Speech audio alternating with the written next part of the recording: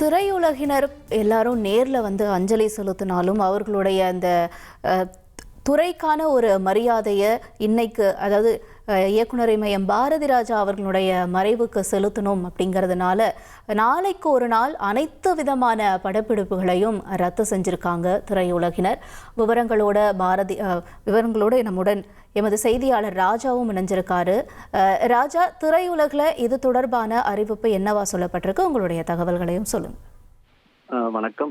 இயக்குனர் இமயம் பாரதி ராஜா மறைவிற்கு தமிழ் திரைப்பட தயாரிப்பாளர் சங்கம் அறிக்கை ஒன்றை வெளியிட்டிருக்கிறது. அதில் தமிழ் திரையுலகத்தின் முன்னணி இயக்குனரும் தமிழ் திரைப்பட தயாரிப்பாளர் சங்கத்தின் முன்னாள் தலைவருமான பாரதி ராஜா அவர்களின் காலமானார் என்ற ஒரு துயர செய்தி வெளியாகியிருக்கிறது. இது குறித்து இரங்கல் தெரிவிக்கப்பட்டு ஒரு அறிக்கை ஒன்று வெளியாகியிருக்கிறது. அதில் முதல் திரைப்படமான 16 வயதிலே தொடங்கி கிழக்கே போகும் ரயில், சிவப்பு ரோஜாக்கள், முதல் மரியாதை, கடலோர கவிதைகள், அலைகள் ஓவியதில்லை, பசும்பொன், கருத்தம்மா போன்ற எண்ணற்ற காவியங்களை தமிழ் திரையுலகத்திற்கு படைத்தவர் பாரதி ராஜா.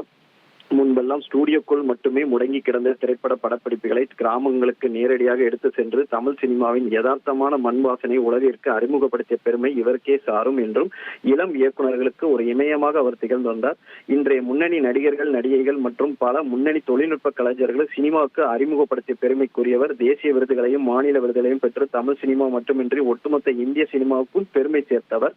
இவரது அன்னாரை இழந்து வாடும் அவரது குடும்பத்தினருக்கும் திரையுலக நண்பர்களுக்கும் தமிழ் திரைப்பட தயாரிப்பாளர் சங்கம் சார்பாக ஆழ்ந்த இரங்கல் தெரிவிக்கப்பட்டிருக்கிறது. மேலும் இயக்குனர் பாரதி ராஜா மறைவை அஞ்சலி செலுத்தும் விதமாக நாளை காலை 6 மணி முதல் மாலை 6 மணி வரை அனைத்து திரைப்படங்கள் மற்றும் தொலைக்காட்சி தொடர்பான படப்பிடிப்புகள் ரத்து செய்யப்படாததாக தமிழ் திரைப்பட தயாரிப்பாளர் சங்க தரப்பில் அறிக்கை ஒன்று வெளியிடப்பட்டிருக்கிறது.